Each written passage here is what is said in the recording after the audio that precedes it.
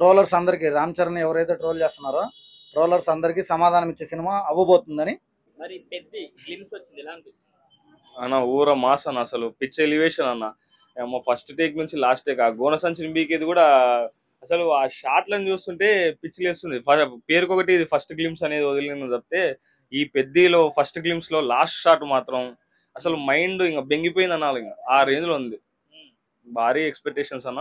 మన రామ్ చరణ్ గారి లుక్స్, మన రామ్ చరణ్ గారి స్టాండర్డ్స్ ఎప్పుడైతే మన రంగస్థలం ఆ రేంజ్ నుంచే చూస్తున్నాం. తన స్టాండర్డ్స్ పెంచుకుంటూ ప్రతి సినిమాకి మన ప్రజలకి ఏం కావాలో, సినిమా కంటెంట్కి ఏం కావాలో తన బాడీ కానీ తన స్లాంగ్ కానీ ట్రాన్స్ఫర్మేషన్ చేసుకుంటూనే వస్తున్నాడు. కాబట్టి ఈ సినిమా కూడా పక్కాగా చెప్తున్నాను కదా, భారీ హిట్ అవుతుంది.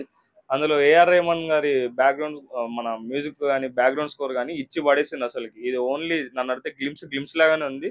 ట్రైలర్ రిలీజ్ అయిన రోజు అసలు కదా బయటపడుతుంది.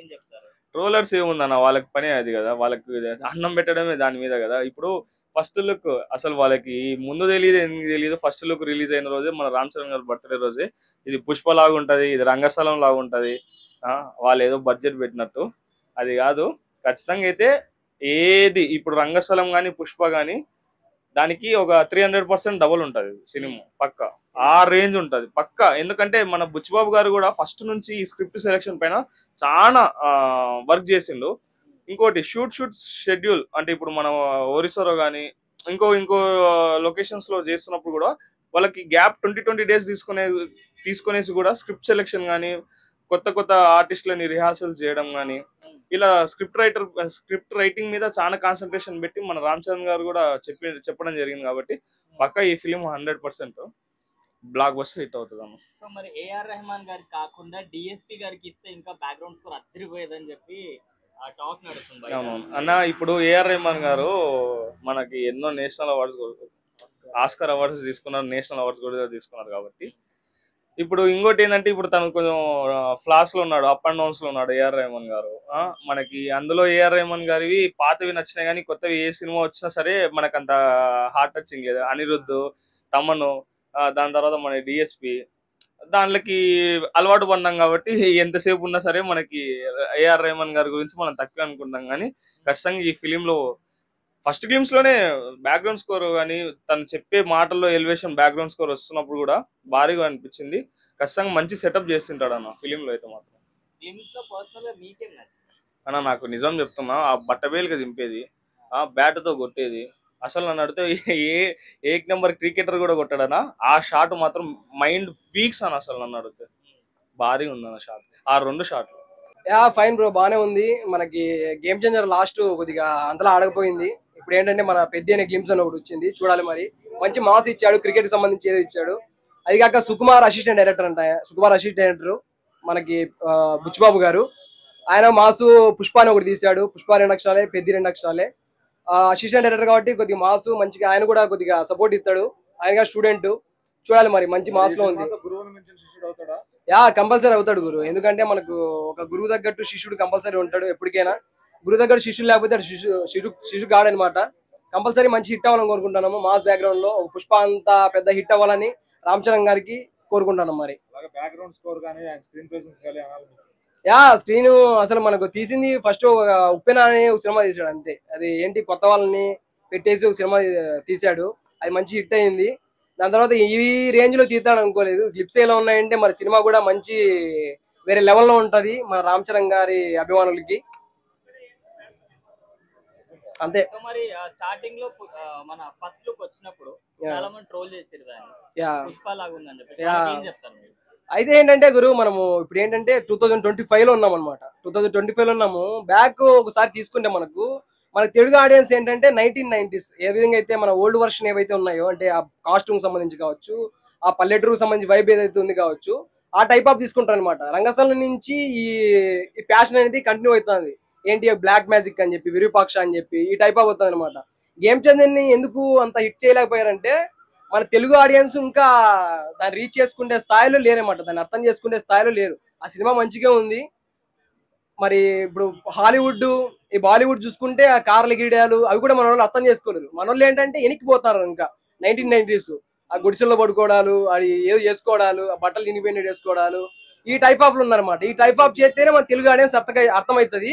అందుకని చెప్పి ఈ సినిమా కంపల్సరీ హిట్ అవుతుంది, పుష్ప లెవెల్లో హిట్ అవుతుందని కోరుకుంటాను. ఎందుకంటే మాస్ కాబట్టి, అది కూడా రామ్ చరణ్ గారు తీస్తున్నారు. ఒక రంగస్థలం అంతా మంచి హిట్ అవ్వాలని కోరుకుంటున్నాం. మరి చాలా బాగుంది అన్న, దాంట్లో డైలాగ్ గా బాగుంది. మన రామ్ చరణ్ గెటప్ ఇంకా సూపర్ అన్న. ఒకే పని చేసేదానికి, ఒకే మేక బతకడానికి, ఒకే మేక ఉండడానికి ఇంత పెద్ద బతుకు ఎందుకు? ఏదున్నా ఈ నేల ముందే చేసేయాలి. సూపర్ ఉందన్న. ఆయన క్రికెట్ చూడని తీసుకొని ఇట్లా కొడతాడు కదా బాలు, అది ఇంకా బాగుందన్న. హైలైట్ అన్న. రామ్ చరణ్ మన బుజ్జి గారు రామ్ చరణ్ సూపర్ చూపిస్తానన్న ఈసారి. సో మరి ట్రోలర్స్ కి ఏం చెప్తారు మీరు? కొంతమంది బాగలేదంటున్నారు, కానీ సినిమా చూసిన తర్వాత మాట్లాడాను అన్న. ఇది మన బుజ్జి గారు బాగా తీశాడు సినిమా. అంటే చాలా మంది ట్రోల్ చేశారు కదా పుష్ప లాగుంది లుక్ అని చెప్పేసి. ఆహా, మీరేం చెప్తారు? ఇప్పుడు మన డైరెక్టర్ గారు ఏ గెటప్ ఏది ఉంటుందో అదే వేస్తారు కదన్న. పుష్ప లాగా అయితే ఏం లేదన్న.